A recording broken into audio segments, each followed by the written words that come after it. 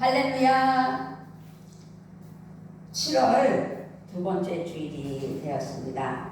오늘은 사사기 6장 11절부터 16절 말씀을 통해서 질문하는 기드온이라는 제목으로 하나님 은혜 아래에 나아가는 귀한 시간 되시고 복된 주일 되시기를 주님의 이름으로 부탁을 드리며 축복합니다.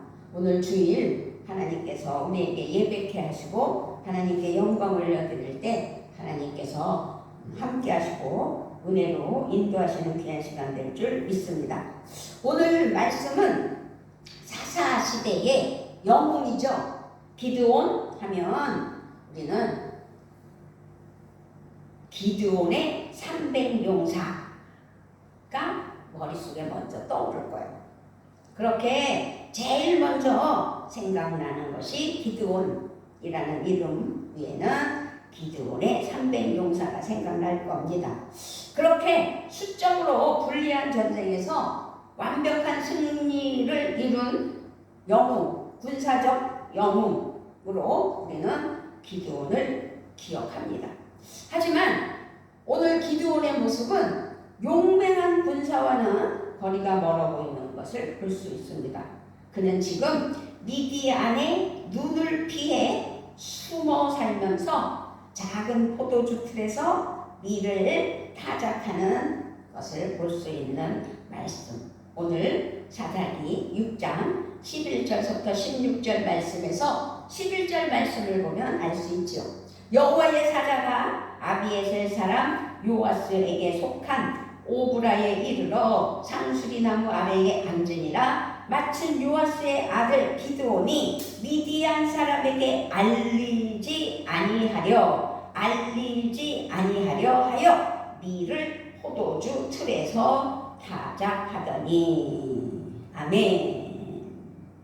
그런 그에게 그렇게 알리지 않기를 원하는 마음으로 어떻게 해요? 포도주 틀에서 타작을 하고 있는 미디안에게 천사가 나타났죠. 14절에 여호와께서 그를 향하여 이르시되 너는 가서 너의 힘으로 이스라엘을 미디안의 손에서 구원하라. 내가 너를 보낸 것이 아니냐 라고, 너의 힘으로 구원하라 라고 기드온을 부르는 모습을 우리는 14절에서 볼 수 있습니다.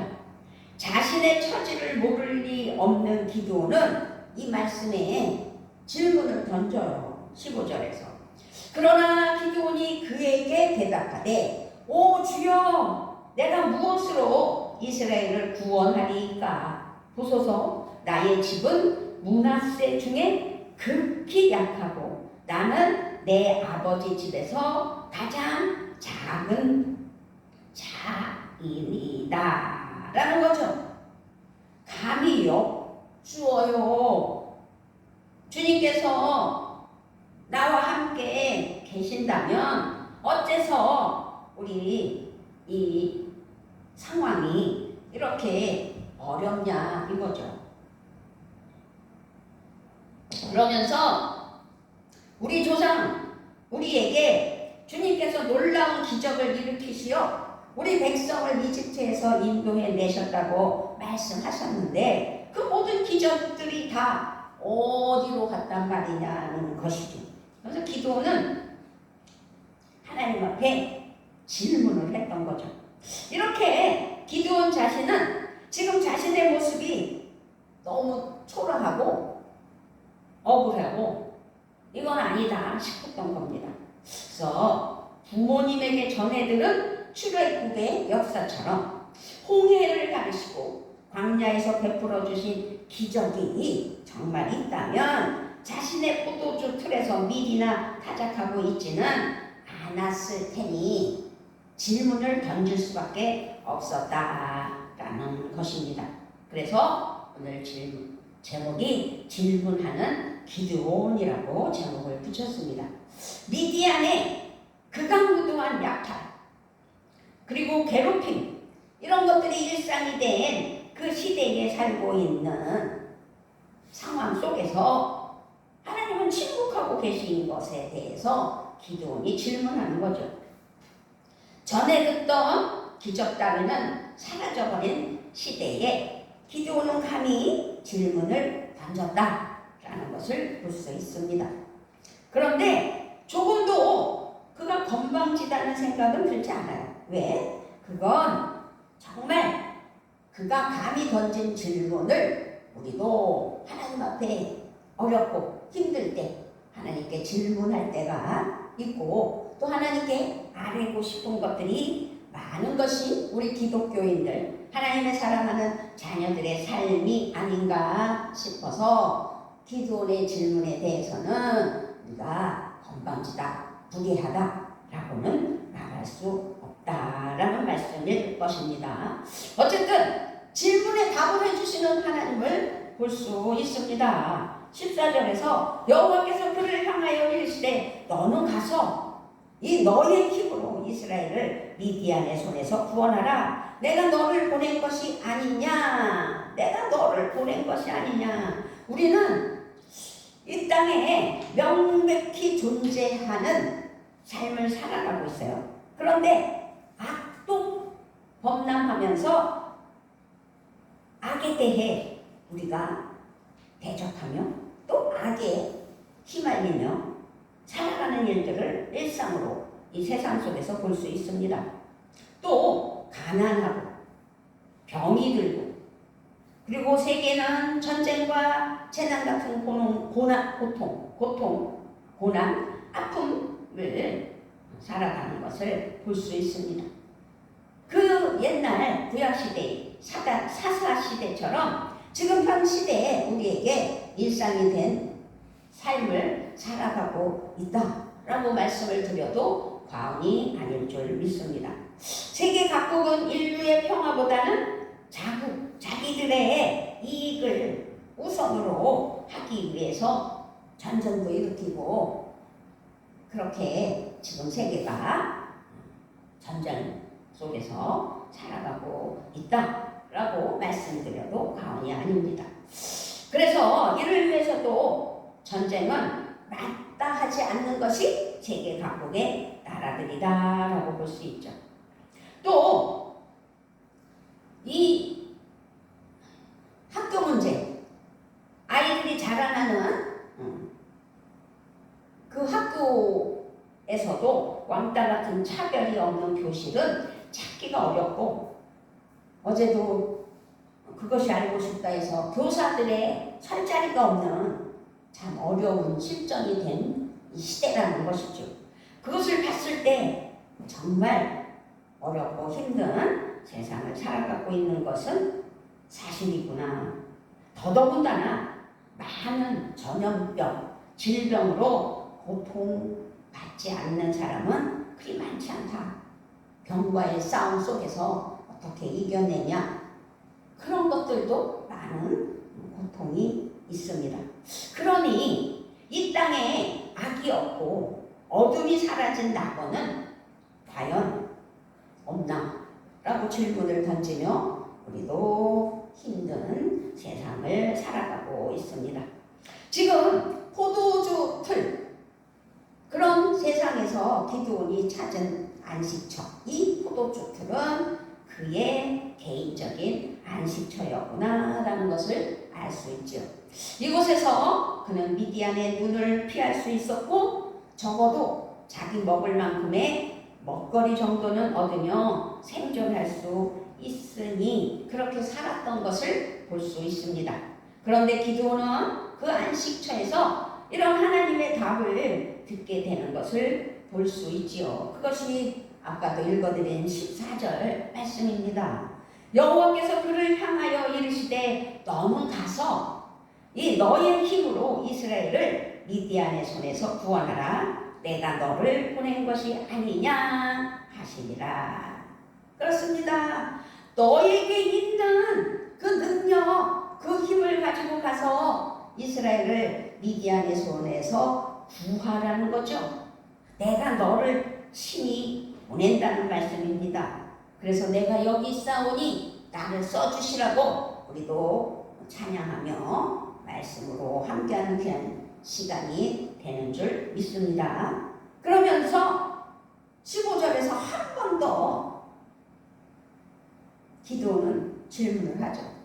그렇게 기드온은 미디안의 침탈에도 침묵하시는 하나님을 향해 다시 질문을 던지는 거죠. 적어도 질문하는 순간만큼은 전능한 분의 침묵은 부당하다고, 왜 하나님의 응답이, 하나님의 결과물이 없냐라는 것으로 질문을 했을 것입니다.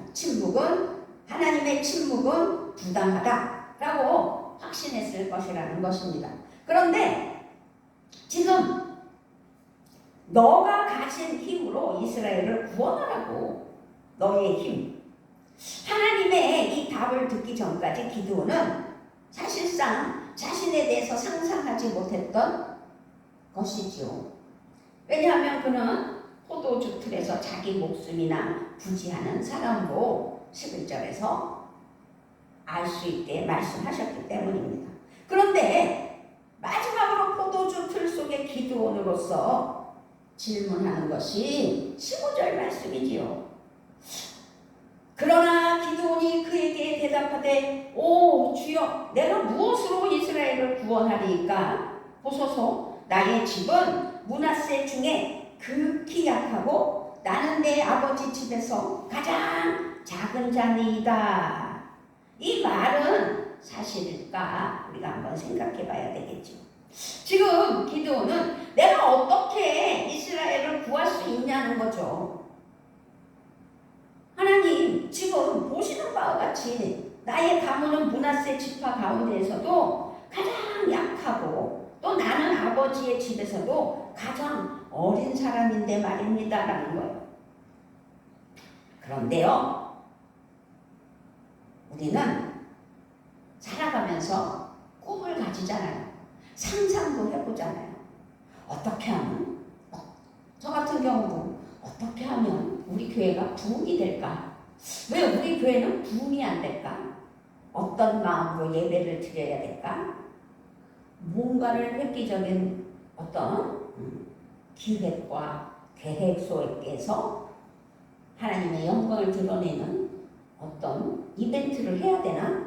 별별 생각을 다 해보죠. 그것처럼 지금 기드온은 포도주 틀을 넘어서는 상상력을 이루는 모습을 볼 수 있습니다. 오늘 본문 11절부터 16절 말씀에서 16절에 보면 여호와께서 그에게 이르시되 내가 반드시 너와 함께 하리니 내가 미디안 사람 치기를 한 사람을 치듯 하리라 하시니라. 기드온의 말은 사실이 아니다 라고 말씀드릴 수가 있는데, 그의 아버지 밑에는 적어도 10명 이상의 종들이 있었고, 집에는 수소와 염소가 있었고, 또 많은 재정이 필요한 우상의 제단을 지을 여유도 있는 아주 유력한 집안의 아들이다 라고 볼 수 있어요. 물론 미디안을 쳐 부술 만큼의 군사적 능력이 있는 것은 아니지만, 그러나 적어도 포도주 틀에서 밀을 타작하는 처지는 미디안 때문만이 아니라 스스로 자처한 선택이다 라고 볼 수 있는 것이죠. 이 포도주 틀에만 있으면 적어도 미디안의 눈은 피할 수 있고, 포도주 틀에만 있으면 당장에 먹을거리는 해결된다는 거죠. 빵을 구워 먹을 밀 정도는 얻을 수 있었기 때문입니다. 그렇습니다. 기드온은 안락함을 원한 거죠. 안전하고 생존을 보장해주는 포도주 틀은 그가 선택한 안락함, 안식처라는 사실입니다. 그런데 기드온에게 하나님께서는 감히 상상조차 못할 만큼의 비전과 꿈을 주셨다는 거죠. 16절에서 내가 반드시 너와 함께 있을 것이다. 너는 미디안 사람들을 마치 한 사람을 쳐부술 수 있다 라고 아주 높여주셨어요. 16절에서 이 말씀은 기도는 하나님의 상상력을 선물로 받았구나 라고 말씀드릴 수가 있는 것이지요. 그렇잖아요. 하나님 교회를 세우게 하신 하나님의 은혜 아래 평안교회가 세워졌다면 하나님 뜻 가운데 양무리들이 있는 교회가 돼야 되지 않겠느냐는 질문을 저도 매번 던지죠. 그러나 언제일지는 모른다는 상상 아래 오늘 이 말씀으로 위로를 받으면 저 나름대로 제 개인적으로 위로를 받으며 하나님의 말씀을 준비했다라고 말씀드릴 수 있는 거예요. 그것처럼 지금 이 기도는 제일 먼저 받은 것은 군사적 능력이 아니라는 거죠. 포도주 틀 속에 갇힌 그의 상상력이다라고 말씀드릴 수 있는 거예요. 기도원이 때마다 증거를 요구했던 것은 의식이 아니에요. 이 상상이 실현되기를 바라는 열심이라는 사실을 우리는 알 수 있습니다. 저에게 요즘 하나님께서 제가 아까 교회 소식에 대해서 금요 예배에 대해서 하나님께서 매주 금요일 금요 기도에는 성령 치유 사역으로 성령 대망의 날로 기도하여 능력받고 치유와 기적으로 함께할 줄 믿습니다 라는 믿음으로 이웃을 초청하며 함께하는 금요 기도에 되기를 원하는 마음을 하나님께서 분명히 주셨기에 매주 금요일 성황리에 은혜가 넘치는 능력의 날을 기대했어요. 그러나 여전하다는 거죠. 그런데 하나님께서 또다시 세계에서 대한민국만 남북이 갈려있어요. 독일이 마지막으로 통합을 이루었잖아요. 근데 우리 대한민국도 통일이 되기를 원하는 기대는 있지만 아직 깜깜한 거잖아요. 그래서 우리 기독교인들은 복음 통일을 위해서 기도하고 있잖아요. 그런데 하나님께서 저희 부모님이 이북이 고향이세요. 그래서 우리 아버지는 통일되기를 원하며 항상 눈물을 흘리셨고 사정에 의하여 북한에 아내와 자식을 두고 홀로 남한하셔서 여기서 다시 가정을 이루신 분이라는 사실이죠. 그러니 얼마나 애가 탔겠어요. 그러나 통일은커녕 북에 두고 온 가족도 못 본 채 세상을 떠나신 분이에요. 그것처럼 대한민국에는 많은 남북 이산 가족들이 많다는 거죠. 그것을 봤을 때 통일은 정말 돼야 되는 거고 통일을 하나님께서 이루어 주실 것이라는 우리의 소원은 통일이라는 믿음 하에 지금까지 달려왔지만 앞이 깜깜하잖아요.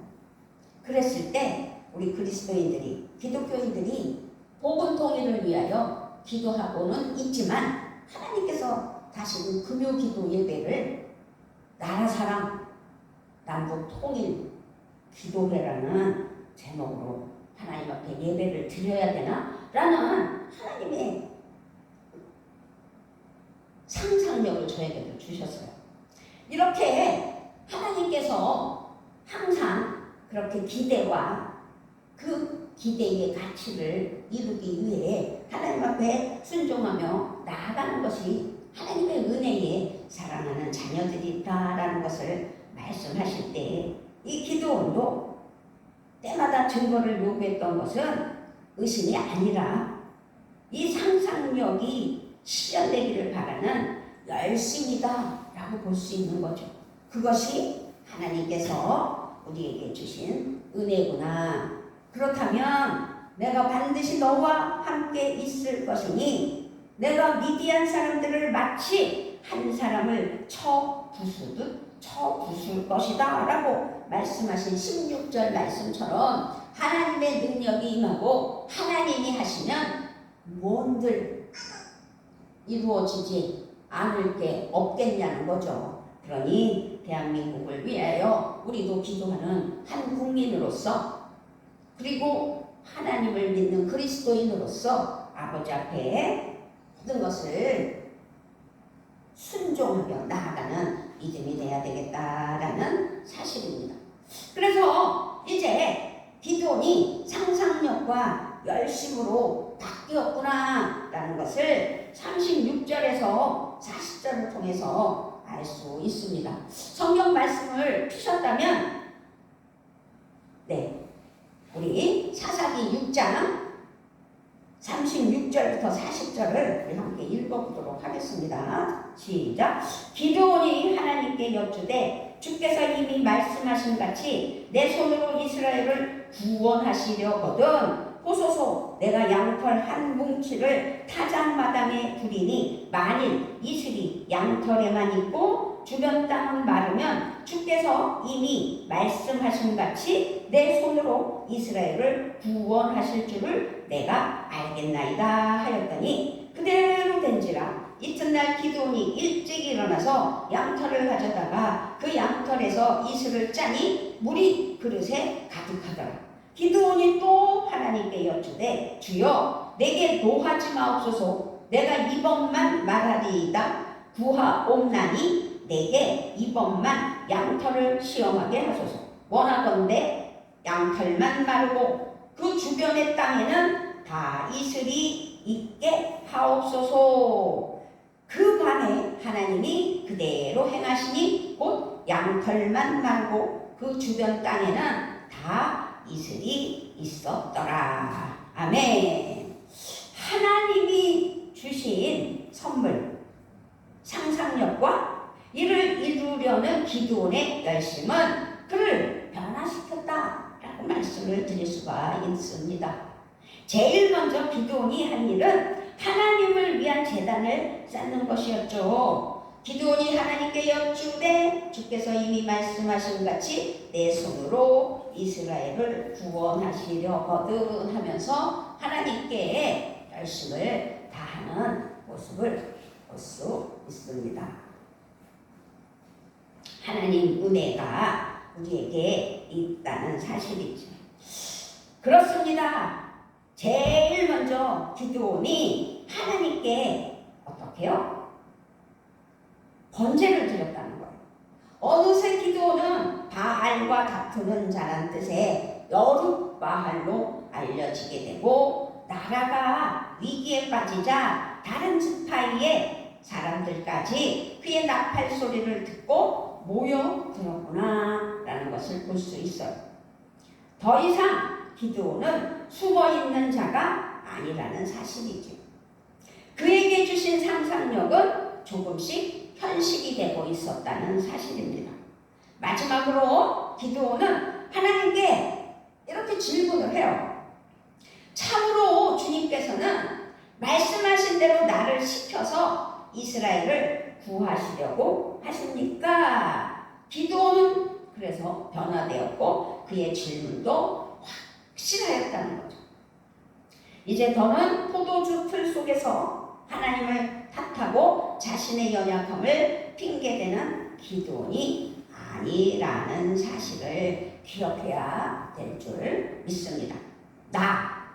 나를 부르시고 시켜서 이스라엘을 구하심을 믿는 믿음이 돼야 된다는 거죠. 기드온은 그렇게 나를 부르시고 시켜서 이스라엘을 구하심을 믿었습니다. 아멘. 그렇습니다. 이사야 선지자도 성전에서 하나님의 임재를 경험하였고 주님의 음성을 들었던 것을 기억하실 것입니다. 그 음성은 내가 누구를 보낼까? 누가 우리를 대신하여 갈 것인가? 라는 하나님의 질문이었다는 사실입니다. 이때 이사야 선지자는 이렇게 대답을 하는 것을 볼 수 있죠. 주님, 제가 여기 있습니다. 나를 보내소서. 라고 이사야도 하나님 앞에 대답했던 것처럼 기드온도 이와 같은 질문 앞에 섰다라고 볼 수 있는 것입니다. 그리고 성경 말씀에서는 다음 장면에서 기드온의 답을 말이 아닌 그가 서 있는 장소로 대신했다는 거죠. 7장 1절입니다. 사사기 7장 1절. 여룻바알이라 하는 기드온과 그를 따르는 모든 백성이 일찍이 일어나 하룻샘 곁에 진을 쳤고 미디안의 진영은 그들의 북쪽이요 모레산 앞 골짜기에 있었더라. 아멘. 여룻바알, 지금 기드온의 호칭이 여룻바알이라고도 하는 기드온과 그가 거느리는 모든 군대가 일찍 일어났다고 했어요. 하룻이라는 샘 곁에 진을 쳤을 때 미디안의 진은 거기에서 북쪽 골짜기에 있는 모래 언덕에 있었다라고 설명을 하는 사사기 7장 1절 말씀을 볼 수 있습니다. 그렇습니다. 우리는 오늘 여기서 깨닫는 은혜가 있어요. 오늘 말씀처럼 하나님은 우리에게 생존 기계를 뛰어넘을 상상력을 선물로 주신다는 거죠. 그 상상력을 통해서 계획하게 하시고 기획하게 하시고 하나님 앞에 열심으로 순종하게 하신다는 사실을 기억했으면 좋겠습니다. 그리고 우리로 우상을 부수게 하시고 악하고 더럽고 주한마귀 사탄을 물리치며 하나님 은혜 아래 하나님이 기뻐하시는 참된 예배자가 되게 하신다는 사실입니다. 성령과 진리로 예배하는 교회. 그래서 많은 이들의 문제가 해결되고 쉼이 있는 교회. 하나님 앞에 기도하여 응답받고 하나님의 말씀에 영광을 올려드리며 순종하는 은혜가 삶 속에서 넘쳐나서 하나님의 복으로 하나님의 사랑으로 승리하는 은혜가 있다는 사실을 기억하는 오늘이 됐으면 좋겠습니다. 그렇게 우리를 생존 기계가 아닌 예배자로 거듭나게 하시고 예수님을 따라 죽음의 세력과 맞서 싸우게 하셨다는 사실입니다. 그리스도인은 절망적인 악과 뒤덮을 듯 넘실대는 어둠을 뚫고 들어가는 거룩한 빛으로 우리에게 오신 것처럼 우리가 이 땅에서 우리의 상상력과 열심으로 하나님께 순종하며 우리의 삶이, 우리의 태도, 우리의 기도가 바뀌어야 된다는 거죠. 그래서 세상의 악을 보며 하나님이 어디 있냐, 하나님은 왜 침묵하시냐가 아니라 하나님, 이 상황에서 하나님께서 나를 써주시는 것이 맞습니다. 나를 써주시고 나를 보내주시고 제가 여기 있사오니 주님 함께하여 주시고 나라와 민족을 위하여 통일을 위하여 또 죽은 영혼들을 위하여 기도하는 우리가 되게 해 주시라고, 내가 되게 해 주시라고 하나님 앞에 기도하는 그냥 믿음이 돼야 될 줄 믿습니다. 아멘. 정말 기도는 자기가 살아온 그 과정 속에서도 하나님 앞에 온전했다는 거죠. 자기를 하나님께 맡기며 하나님께 기도했다는 사실을, 그러면서 그 기도, 질문이 곧 기도라는 사실을 오늘도 깨달았으면 좋겠습니다. 우리가 살아가면서 하나님과의 관계 속에서 기도라는 건 다른 게 없어요. 하나님과 대화잖아요.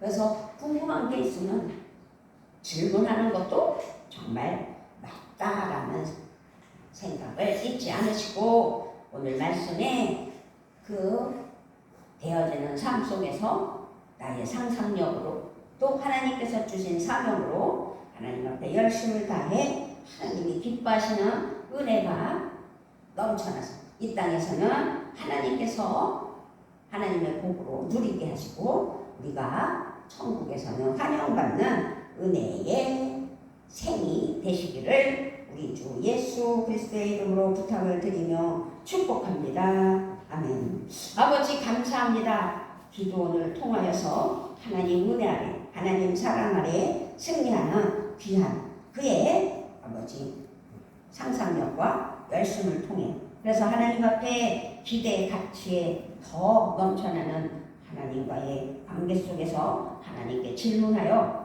하나님 앞에 크고 놀랍게 쓰임받는 은혜가 있게 하신 것을 보면서 나도 여기 있사오니 나를 써주시라고 그래서 하나님 앞에 열심을 다하는 하나님의 사랑하는 자녀 되게 하심을 믿고 감사를 드리며 우리 주 예수 그리스도의 이름으로 기도드리옵나이다. 아멘.